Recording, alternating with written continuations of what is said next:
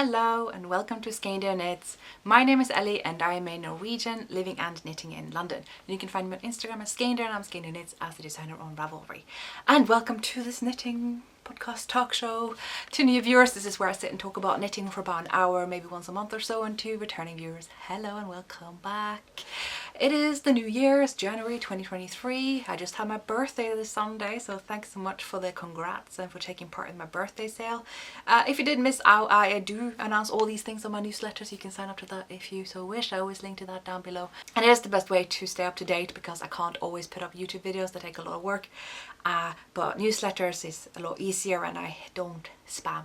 Promise. I'm very anxious about sending too much of 6 emails a year kind of thing, which is probably too little, but working up some other way. So yes, hi and welcome. I'm going to talk about a lot of knitting that I've done and finished since last time we spoke, but before that I will quickly run through the knit-alongs because a lot of them are closing. So if you have taken part in the Skeindeer Knits Garment Cal 2022, the Nordic Mitten Club, or the mystery festive mittens, or indeed the festive yoke cal, then be sure to put your submissions in the Ravelry group and indicate whether you're okay with me showing it on the podcast, because I want to do a bit of a montage with everything.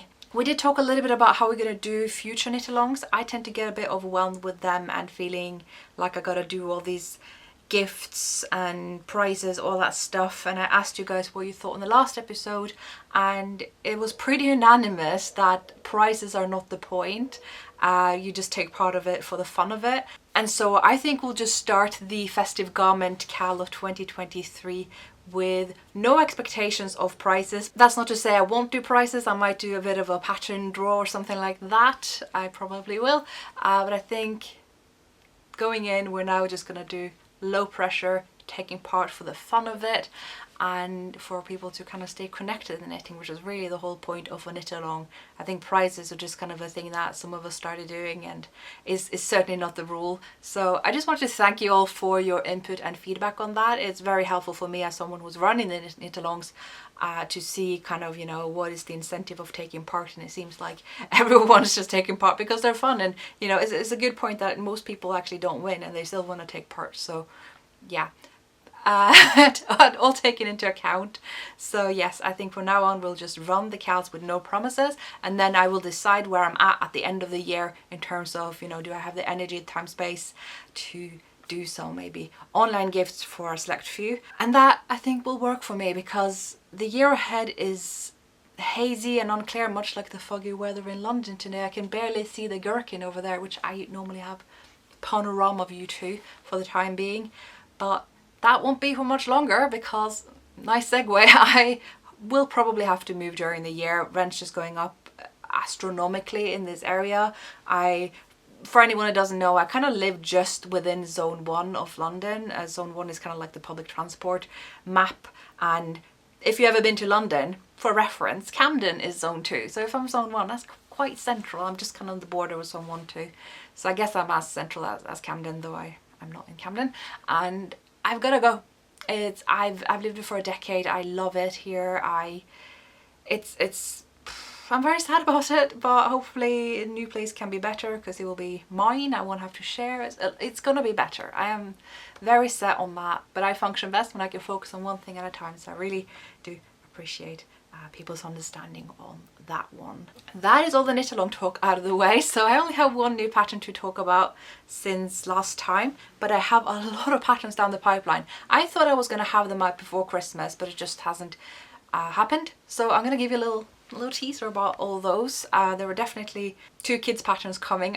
I showed them to you about this time last year and I haven't come up with them yet. That's ridiculous. So we're gonna have a child's pattern of, if not 2. There's 1 garment pattern for adults that I have ready already, the big fuzzy raglan, and I also have this massive colourwork beast that I'm so proud of. I really hope you guys are gonna like it. If you liked Kosakofta, you're definitely gonna like that one, and it's a lot quicker, but it is equally impressive looking, I would say. It's a bit lighter too. And yeah, there's like really cool vintage top as well. So I hope you're gonna like all of those. And yeah, some stockings. I got some stockings ready too. So we have a few things ahead of us. It's gonna be really fun. But this pattern has come out already and is the last mitten pair in the Nordic Mitten Club, which means the Nordic Mitten Club is over for this time, and I will be running that again maybe next year, but I say that I don't know what kind of club it will be. So again, the comment section is your oyster. What kind of club are you interested in? I have a few things in mind, but I have to start working on it now, otherwise these last minute efforts is just not going to be the thing. So you can wish for things I've already done or something new or whatever. It's just something that could be, you know, maybe 5 patterns in the lead up to Christmas, something like that. I'd just be interested to hear what you want, but it's totally fair to just want more of the same. But without further ado, this is the last mitten pair, and I did definitely save my favorite for last. I do that often. I call them Dimitri.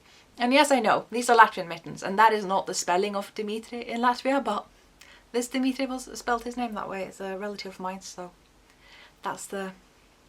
I've kind of selectively chosen the countries in Northern Europe that I actually have heritage from, because I'm very wary of starting to go and sort of pick and choose from cultures so I actually have just no relationship to. If I would do that, it would, you know, it's so much research and talking to people and stuff, so I just kind of try to stick to the ones that I actually have some, you know, relationship to. So this is my first ever Latvian mitten design, and I am so pleased with them. They look exactly like my mind of like quintessential Latvian mittens do. This is like my mental, you know, archetype, prototype Latvian mitten. I got that little red band that goes across the cuff, and I got these Latvian braids that are sort of broken up by alternating 2 Latvian braids and garter stitch. So if you can see that, you're actually starting this black and red Latvian braid here, but instead of completing it with a second one, you're starting a different one in white and green, and then you get to complete the first one, and then you get to complete the last one. So I thought that was quite fun, but it had to have some garter stitches, garter ridges between, otherwise it got very kind of thick, because you have effectively 2 Latvian braids immediately after each other. So that kind of worked out. And yeah, we're sort of repeating some of those colors into the cuff here, but the rest of the pattern is just black and white and repeating around the hand, which is very typical of Latvian mittens. You know, Serbian mittens, they will have a different cuff panel, but Latvian mittens will just repeat the same through and have the same for the thumb. But me still thinking Serbian mittens, I really wanted to perfect the thumb and have the pattern, you know, centered and making it look like nice, not just as a cutout from the palm. So I really struggled to like center it and making it work with the stitch count and the repeat and everything, and a lot of things had to align for this to happen, let me just tell you, for it to, you know, get to the right point, the right height of the hand, and for this to then end up the right place without being too short or too long. Like, it's a lot of things you gotta think about. And yeah, got there. And I also want to send a massive shout out to my friend Guido, who helped me out figure that as well. And you know, the being 2 brains on this is definitely what you want to do. So I am very proud of them. They are, like I said, the last pattern in the Nordic Mitten Club. So we have gone through 5 different countries, 5 different cultures. These are made out of Rauma Finur. I just kind of stick to them wherever I can. I think all the mittens of the club were actually made with them, except for the first pair that I made in Hildesvåg Embla. And you can definitely use Latvian wool for these. I would highly recommend it. I have looked at the yarn that come in these knit like a Latvian kits and stuff like that. It's very similar to Finur, so that should work beautifully. This is the pattern. This is Dimitri. They have different thumbs as well. They come like in the center with no gusset, as opposed to Serbian mitten style, like have you build up. But they still fit really well. I'm going to show you. Why not? So went with a slightly smaller needle for the cuff, just so that it's going to sit a little bit, but you still get the very straight silhouette that we're used to with Latvian mittens. But these definitely stay on a little bit better than a lot of the ones that you'll see in illustrations. They tend to sit over the cuff. These could actually go under like this. But then again, why would you want to hide such a beautiful mitten cuff? So you could also have it over. So that would definitely work too. And yes, this is how they fit. So thank you all so much for taking part in the Nordic Mitten Club. It's so much fun, but the fun comes from you guys taking part in it. That's always, I keep saying it like a broken record. The best part about being a designer was when people design my stuff, and when I do clubs, it's sort of like we get the high-speed version of that, and it's very like instant gratification for me as a designer. So thank you so much. I really hope we can do a similar club or a totally different club next year. But finally, we can talk about the elephant in the room. What am I wearing? What is this? Have we seen this before? We have not, because I cranked this out in no time and it's done. This is the, I think it's pronounced Sarcle, who knows, by Kate Davis. This is from the booklet where she took a lot of the twisted stitch patterns from Nora Gaunt's Twisted Stitch Dictionary, which I love that book and I use it a lot too. And I love working twisted stitches. It, you know, it looks like cables, but it's a lot easier. If you are familiar with my librarian pattern, you will know kind of how that works. I also have a twisted stitch pattern coming up, also sourced from Nora Gaunt's books. It's when I saw that Kate Davis had basically sourced from that and all the patterns in that booklet are twisted stitches, I was like, well, just pick my favorite and get started, because I'll probably finish it quickly, because I just really get going on these twisted stitch patterns. And I chose circle, circle, circle, there we go, just regular cuffs and everything. I have modified a bit of short row for the back neck, which, I don't know, it doesn't add much of a design feature, I will say that. There were some optional short rows in the pattern, I just thought they were too short, so I added some longer ones that extend a bit more to the front. It does do the trick and lower the neckline, but I would really need them to lower it even more personally. It feels like it's still digging up a bit and a little bit too low in the neck. If I was going to do this all over again, I probably would have worked the raglan shaping here in short rows, so that I worked less and less of the stitches between here. So I wouldn't basically be working them so much, it would just be like working further and further back every time. And so that would have lowered the neckline a lot more and given me a lot more fabric for the back, because that is what I need right now. I just need yokes to, I keep adjusting and pulling it down the front, but then it ends up being quite high in the back and quite low in the front, so it doesn't keep my back very warm when I sit, and it's just, that is a little point of irritation with this one. But I do love it, and for those of you who don't care for short rows either way, this is perfect. But yes, if I was going to do it again, I would have probably put the short rows under the yoke pattern as part of the raglan shaping, but I just didn't want to have to think, because I'd already made one massive modification that you wouldn't even know looking at this, because it doesn't really make a difference to the outcome, but it is a really good way of working when you don't know how much yarn you're going to have left at the end of the yoke. And I don't want to be stuck with, you know, having to finish the neckline, but there's no more yarn left. So what I did is that I knit both sleeves bottom up, and I love me a good bottom up sleeve. I think that is really the perfect way of working sleeves, because you don't have to carry the whole garment with you, and you get to like just shape up and then work the rest straight. I deeply truly believe that we also need to work top down sleeves that way, work straight a bit before you start shaping. Think about it, your arm has the same measurement all the way down to here, so why would you start decreasing up here? It makes no sense. So yes, I'm very, very pleased that I just started the pattern as it says, though with the sleeves, not with the body, because once I'd finished the sleeves, I did a provisional cast on for the front and the back instead of joining with a body that I hadn't made yet. So that meant I could work the yoke right away, but that was also the reason I didn't want to try that modification with working the raglan in short rows, because I was already just trying not to twist, you know, this provisional cast on and getting, you know, consistency in my gauge, even though I was working from a provisional cast and not my work. So that's why, and it's fine, like it doesn't bother me that much, but it would have just been that much better had I done that. Once I'd finished the yoke with my little short row modification and everything, I then picked up stitches from my provisional cast on and from the underarm, which I just had loose stitches. I got to work directly from those stitches. So you can see here just how there's like no seam on the underarm. And then I could work the body as long as I needed.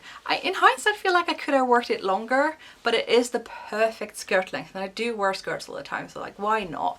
So this is the length where it sits right on top of my skirt like this. But I had a lot of yarn left, a whole ball and a half. I could have made it longer, because like sometimes, you know, lifting my arms, whenever I do that, which isn't often, it does lift up, and you know, it's for a cozy jumper that I thought it was gonna be, oversized and everything, it's not, but the extra ease I put in, you can't really tell. I don't know why, it's just, it doesn't seem as much ease as there actually is, which, and with this length, it actually looks like a sort of fitted yoke, which wasn't the plan, but it's fine, because I love it. It fits really good. So yes, that is that. But one thing I haven't mentioned yet is the yarn, because a big part of me being so motivated to knit and finish things these days is that I really want to get through my stash, especially if I am going to move this year, which again, I don't know yet. I'm only just starting to think about it. I really got to think about all the yarn that I have, and I have done a lot over the past couple of years in lockdown and everything to reduce it. It doesn't, like, you know, burgeon out of all the boxes anymore. It is quite manageable. I feel like I got a good idea of what I have, but there's a lot of stuff I've had for a long time that I'm like, are we gonna work with this? And some of them was other like the really expensive sweater quantities that I got that I was desperate for at the time, and I knew it was gonna be hard for me to get hold of them ever again.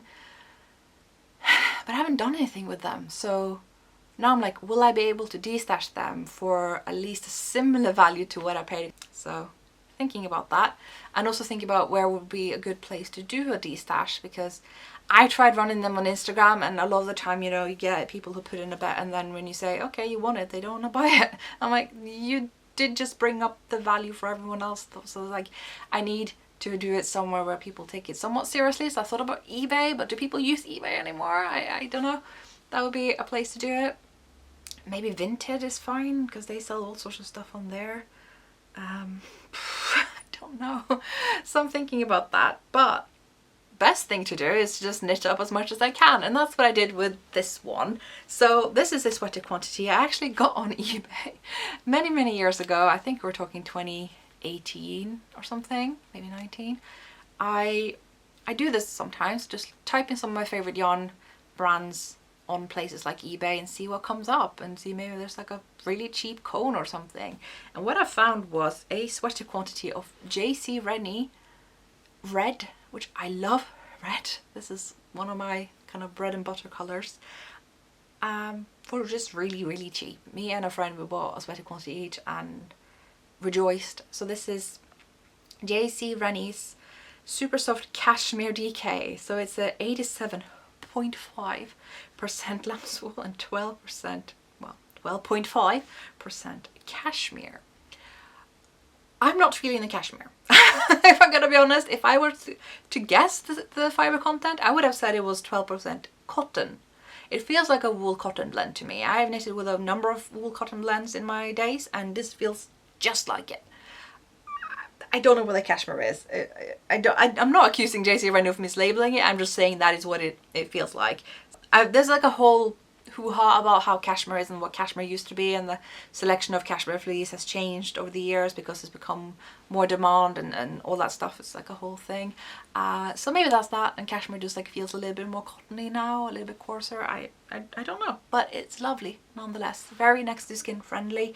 I'm not itching anywhere. So this is very next to skin friendly. Feeling very cozy. Everything fits just right with just enough ease, like I said, to, you know, just wear around the house, wear out and about. I feel very elegant and would absolutely do it again. It was really fun and quick. This is, like I said, a DK weight yarn, and it was just a breeze. I really find that if you start with the sleeves, when you have that cast on mojo, just do the sleeves first. Even if you're doing top down, okay, so you've done the yoke, which is the most fun part always, then do the sleeves before the body. I'm starting to enjoy sleeves. I don't know what's happening to me or who I am, but I guess I'm a person who knits sleeves and would gladly be sent to Sleeve Island, you know, to just have some recharge time. It's just about alone time. Me and the sleeves, it's all good. Now, I have another finished work in progress that I am very excited about, because this one has been sat in my queue since the very year it came out. I don't know how long ago. We're talking before the Great Plague. So it is the Veronica by Shannon Cook. I've been wanting to make this on and off for years. I've gone back and forth. Initially I thought, yeah, I absolutely want to make that because I could use up my raw work yarn in DK weight merino. I think I even bought that quantity to make it, and then I was like, do I really want that? Am I gonna wear that? I don't know, because it is a very different item to anything that I have knitted so far. So I then decided maybe I don't. Maybe I just thought it looked cool, and I was like, but actually a lot of the time I'm just cold on my back and I just want to throw a blanket over me, and it'd be nice if I could wear the blanket. And then I remember someone said, oh, that's kind of what the Veronica is. It's just kind of like wearing a blanket or like a shrug or like, you know. And I was like, isn't this exactly what I want though?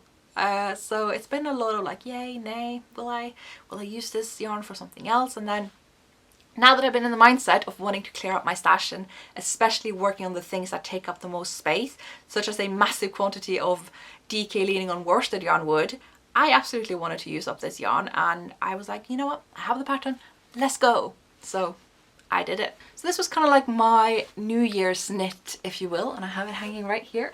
And the construction of this is just, oh, it's just, oh, this is what I like, when someone has just thought completely outside the box, yet kept it so simple, and I'm like, this is genius. Absolutely. So you start off with, let me see, a bit of rib, just this bit of rib, and then you continue working rib for these couple of stitches here on this side, but you start working this kind of half garter pattern. It's showing up. So because you're working flat, you're really only just purling one row, because it's 3 knit rows and 1 purl row from the front. But because one of these purl ridges you're making by knitting on the wrong side, so it's really just one of these middle. So it's really just one of these middle ones that you are purling. Everything else is just knit, knit, knit, except for the rib, obviously.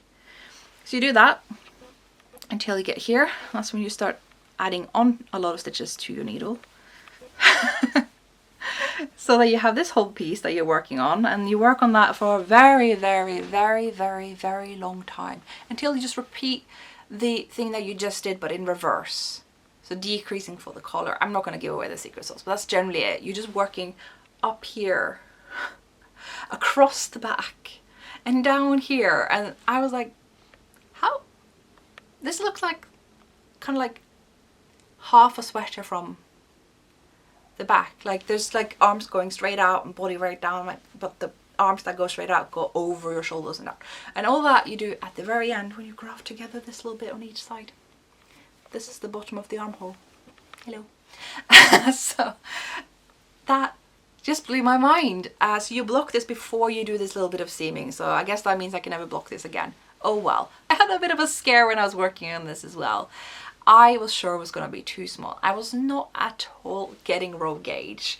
I don't remember what the row gauge was, like something like maybe 24, or then saying it would block out to 22. I'm like, I'm nowhere close to that.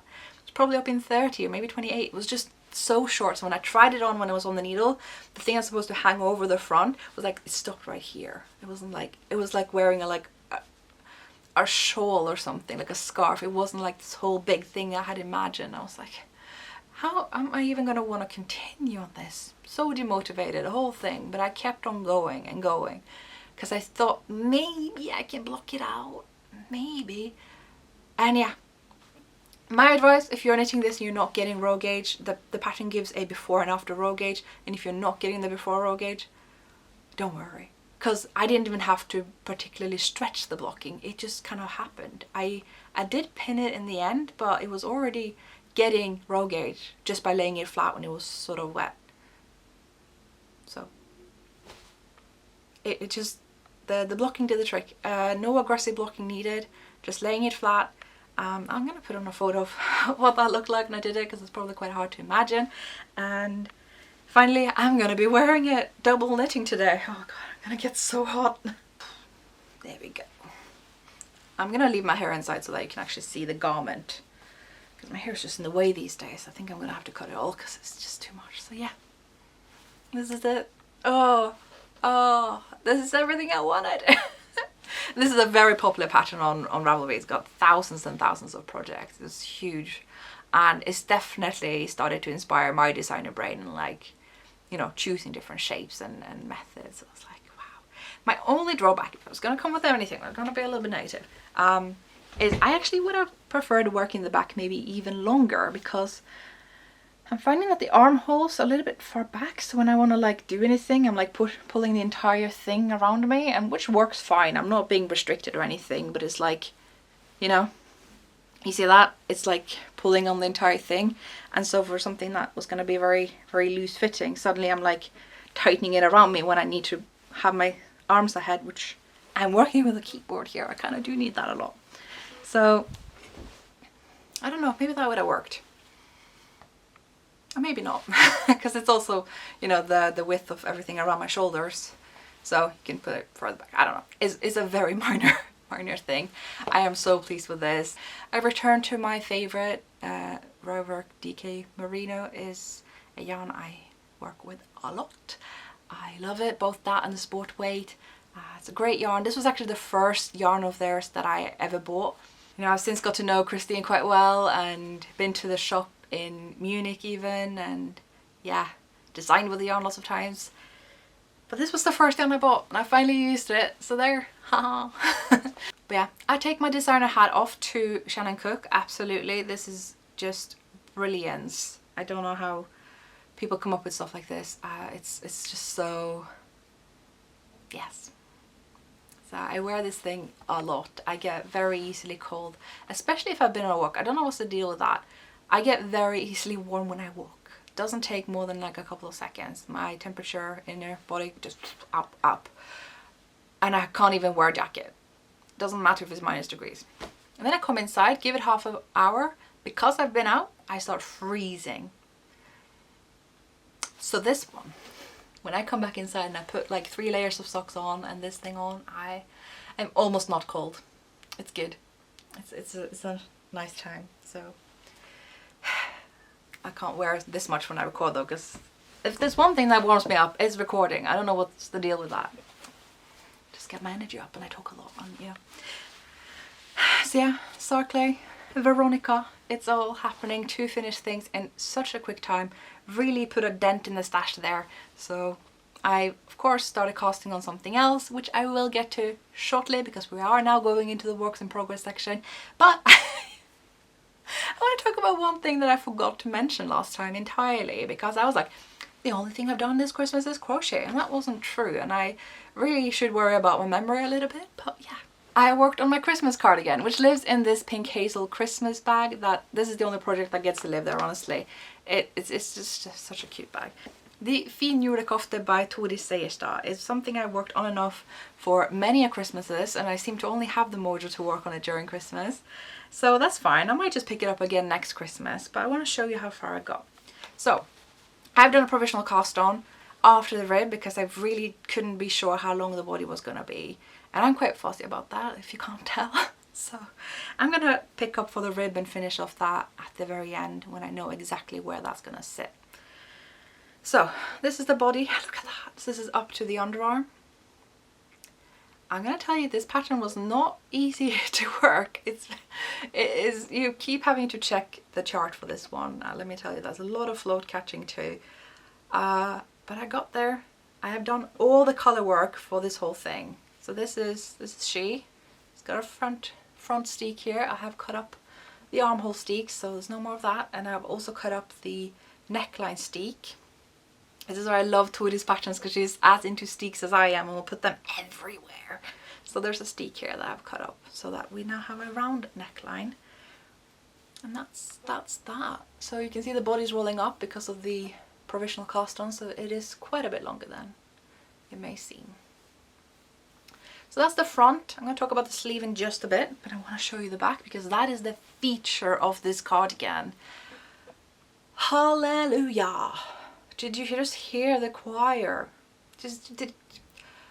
I had the biggest snafu with this one because I had accidentally done it one round too late, so it was a little bit too high up, and I frogged every stitch between my fingers here down to there to pick up and repeat what I'd done, but just a row further down with the yarn there and trying to make it look even. I think I succeeded, but I probably saved no time doing it. I could have just frogged back, but it worked out in the end. We have the whole Christmas tree here, which kind of just looks like a stack of Christmas gifts.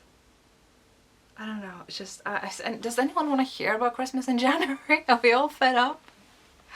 Oh, it's so beautiful. So this is by a Norwegian designer, Tori Seierstad, if I didn't mention it. It's all linked in my Ravelry projects. I always link to my Ravelry projects down below.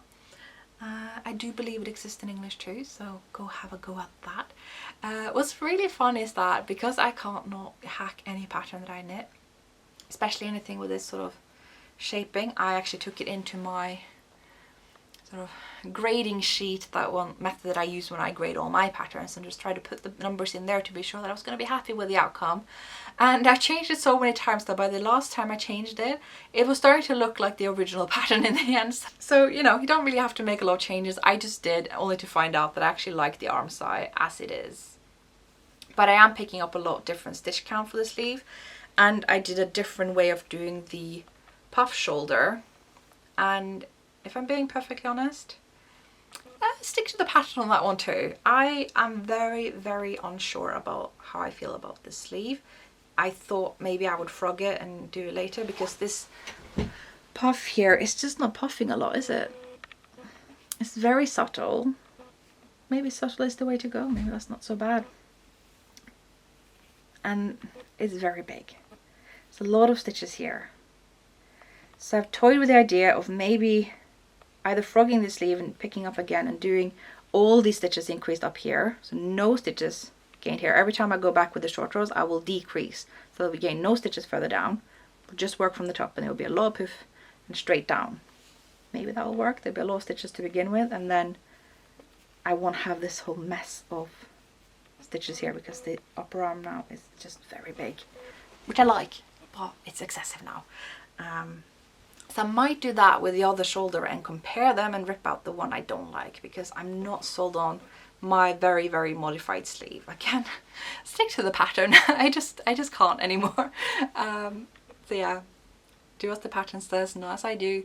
There's the cardigan as it is right now. I realized I don't really have that far to go. I work very quickly through sleeves. Not this one, because it had so many stitches. I could finish it, you know, very quickly, but I like to work on this during Christmas. So I might go and let it hibernate again for a bit more. If I feel like working that sleeve and seeing where that takes me, I might, but no rush.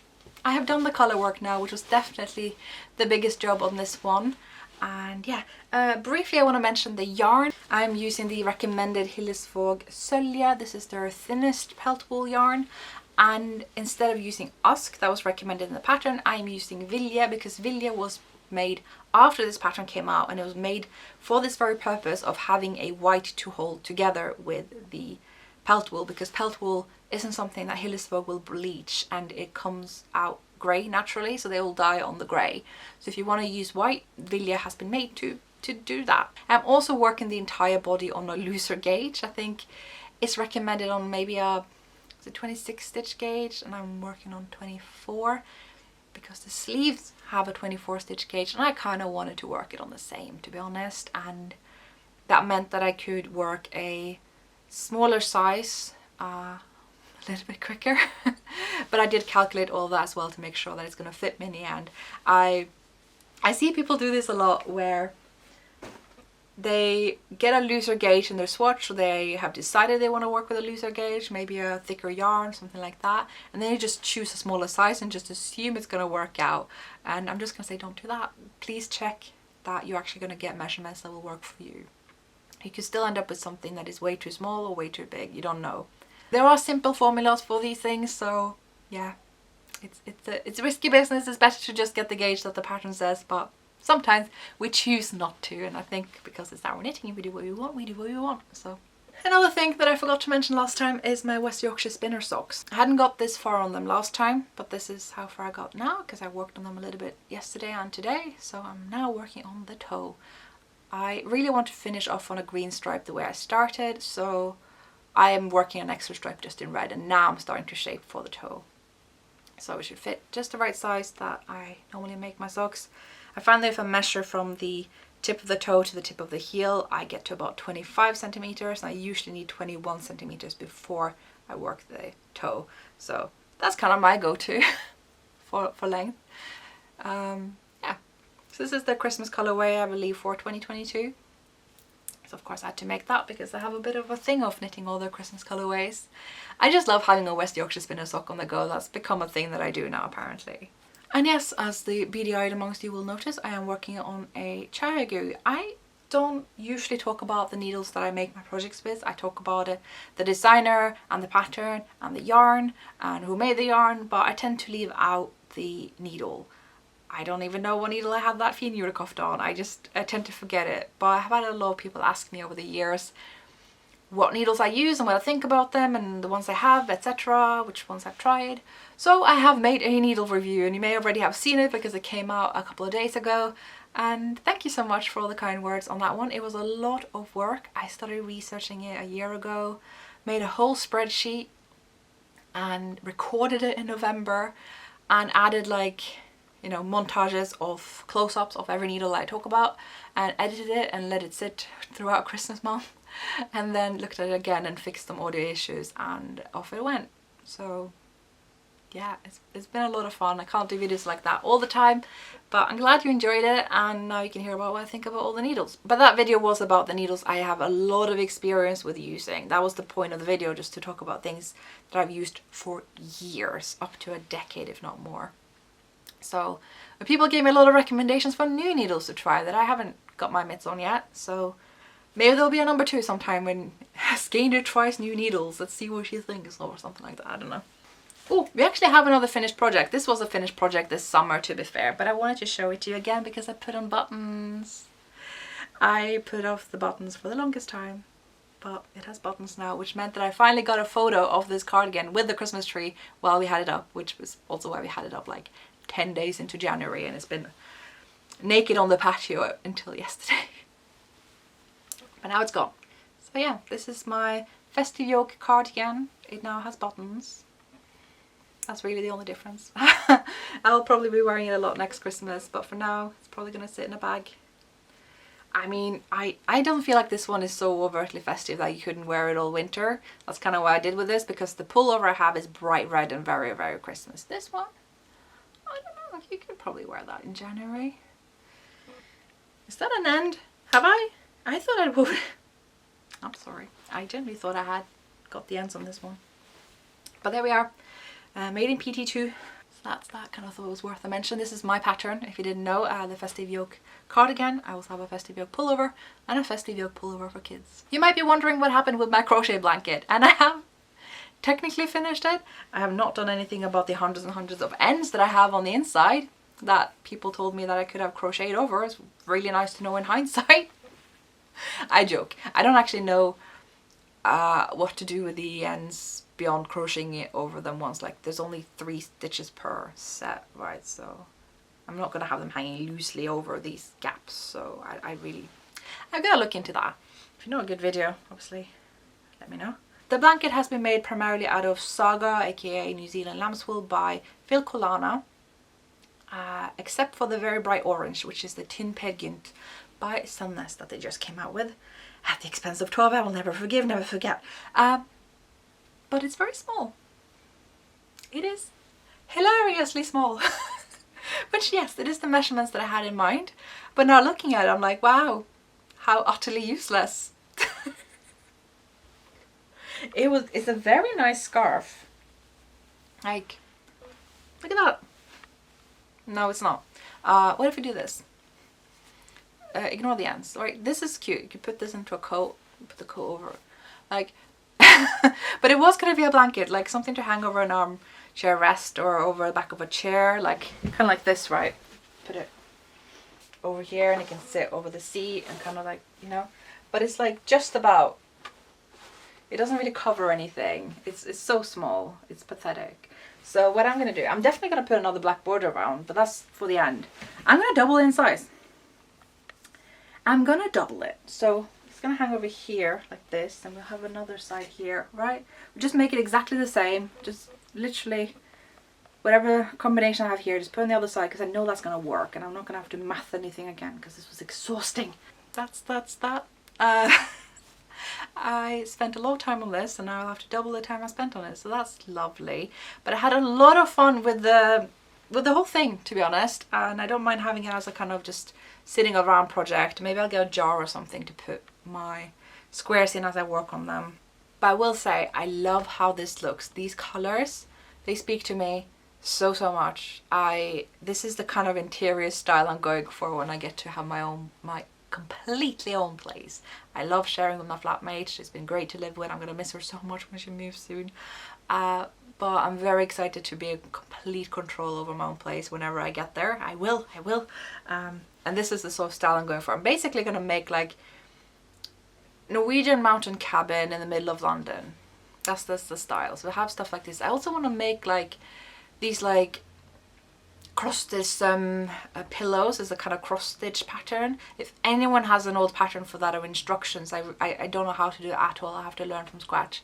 And I don't think anyone's selling patterns for that anymore. There used to be tons back in the day, like my grandma would make them, like krokkestreng, okra, things like that. If any one of you have like an old scan of anything to get me started, that would be amazing. Eventually I'm going to probably start looking into all kind of second-hand shops in Norway. If anyone finds any, by all means just post it to me. That's kind of the look I'm going for. It's sort of just cozy, wooden, woolly, candlelights, like cast iron swirls, tartar, sheer blankets. Like I just have like a mental mood board of these things. Okay, so that's how that's going. But yes, I teased about a project that I had started in the interest of reducing the stash a little bit. And there's one pattern I have had in my mental queue since it came out by one of my favorite designers from Norway. And that is Constanze sweater by Strikkesilla. I have that pattern in a book of hers, right, on a shelf somewhere here. You can't really see it, but it's there, trust me. And it's so good. It's just very elegant, vintage, poofy, all the things, and it's made in Hillesvåg yarn. So like, obviously I had to make it, but I didn't want to make it out of Ask. Now I actually had the exact yarn and colorway that I think she used, burgundy of course, that I could have made and would have made, and it would have been great, but I wanted kind of like a softer one. I think I'm gonna keep Ask for like a cardigan, like I was Steve, because I'm just saving it for a good day. But I have had this burgundy Sol yarn, which is a little bit thicker than Ask, but a lot softer, and I think it would work really well for this pullover. So I have actually got really far on it, who has been a witness to me rewatching 3 seasons of Breaking Bad. So that's what this makes me think of. These two reds don't go together, but ignore that. I love all the reds and burgundies. We do not discriminate here. And yeah, that's how that's going. I'm feeling like the neckline is too wide for my sensibilities, but that is the design. I'm gonna have to just, we'll see how it is when I wear it. If I need to tighten it, maybe I can crochet around it or something. But also these buttons that you're gonna fasten in the front, I can make it overlap a bit more, and maybe it won't be so wide. I just worry that maybe with blocking it will open up a lot, because it has a lot of stretch here. It's really my fault, because I think I made this neckband too short. Looking at the combined like centimeter by centimeters between these buttonholes, it doesn't add up to the length that I have. It should have been like at least like an inch longer basically. Probably add 2 centimeters to this, so I could have added just a little bit. That's on me. I can't measure things apparently. But yeah, I did the full-on increase for the full stitch count after. So now it's all big poofy yoke. There's no increases after that point, so you just work straight, split for the sleeves. And I had a bit of a brain moment again, because I didn't want to make a bigger size, because when I made the neckline even bigger, and I don't want that.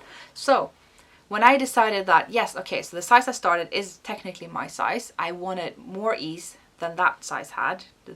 To be fair, also has a lot of ease. So I decided to take 5 stitches from each of the sleeves and cast on 5 extra stitches under the sleeve, so I can return those 5 stitches to the sleeves. And then I will have 10 extra stitches on each side. So in total 20 extra stitches for the body, which will add 10 centimeters to the total circumference. That is 4 inches. And that will make it a lot more roomier for me. And I think I'll just be a lot more comfortable in it, even though it is going to make it oversized, and it's supposed to have sort of around 0 ease, negative ease, if not a bit of positive ease. It's sort of up to you, but it's not really supposed to be oversized, but I want that. So yeah, I'm going with that. So that meant I can do the yoke in my size, but still get the body a little bit roomier. The other thing I'm thinking now is, I think as I'm reading the pattern, the body is very, very short. Like, it's supposed to be cropped, but it's adding together the measurements for the waistband. That would be 8 centimeters plus the 11 for the body. That's 19 centimeters. I haven't made anything shorter than 25 in my days. So I don't know if I'm going to add a whole 6 centimeters to the body, or where I'm going to draw that line. Maybe it needs to be a bit shorter than 25. I don't know. My preferred crop length is like 28, like this one. Maybe it's more like 26 actually. So I'd like to hear from those of you who actually have made this before. Did you lengthen the body? How much? What do you think? Do I need to just, like, you know, trust the pattern and make it shorter and see that it's going to work? I'm open to that. So that's the Constanze jumper. What is left to do is, of course, the waistband, which is similar to the neckband. Just a little bit longer with an extra 2 buttons, so you get 5 in total. And then you do big puffy sleeve, like bell sleeves, so you decrease all of those stitches at the end of the cuff and do similar band to the neckline there as well with garter and a much smaller needle. So that's, it's so simple. Again, this is sort of like genius patterns that people think outside the box, come up with something completely unique, but it's so simple and straightforward. I love that. It really, as a designer, that is what's really impressive. It's the same kind of thing that we have in academia, where the things that we really like value is clear and conciseness, right? Like someone has like done something brilliant, but it is expressed with such like clarity and communicate. Like it makes me very happy. So we're reaching the end of this episode. I am sure there's something I've forgotten to talk about that I'll think about after, be like, oh, but oh well. We got so far. I want to talk about one pattern that I've been itching to cast on lately, but I can't seem to find the right yarn in my massive stash, which is ridiculous. But I want to talk about it. In case I don't cast it on, at least I've given it the attention it deserves, at least a smidge of it, you know? And that is this cardigan that was published in, I think this is the latest issue of Lane. They come out all the time, I can't keep track. This is issue number 15. It came out the autumn 2022. I kind of stopped talking about the knitting magazines that I'm buying. I buy a lot of them, I just don't talk about them anymore. Just didn't, it got a bit weird in the end because I didn't have a lot to say because I hadn't read them. I just bought them and it's like, that's not a review, that's just me buying things. Look at that, look at that, look, just look. Oh, there's more photos on Ravelry and probably other places that Lane put up their pattern previews. It's so nice, oversized and yellow, and it's so nice and I want it so bad, but I am looking at my stash and I don't know what I have that I could use that would have this kind of lovely light drapiness to it, because this is a wool silk camel blend in DK. Could also use worsted yarn, and I just don't have anything like that, and I'm not planning on breaking the bank to buy that at this point. I should be able to use something I have, because the whole point, something this, you know, nice and oversized, I could use up a lot of yarn that I have that's taking up a lot of space. I just don't know what. I just want it, but I kind of just want it exactly like this. This is such a weird problem to have because I have so much yarn. I want to make this, and yet if the option is to buy yarn, I don't think I'll do it. Honestly, I'll have to probably just put it aside and dream about it years ahead, and that's an option too. But at least I've talked about it. So this is the feature page with the name of the designer and everything. Take note, it's just so nice. Big shout out, whether I do it or not. Also, awfully sorry that you can probably hear my neighbor's barking dog in the background. I'm gonna try very hard to move somewhere that doesn't have that, because but anyway, that is that for this episode. I just want to give a massive thanks to all the birthday congratulations and for taking part in my birthday sale. It's been a lot of fun, and for all the knit along participation and the lovely words for my needle review as well, and the recommendations for needles I've yet to try. So yes, that's that. It's been lovely to have you here, and I will see you next time. Bye.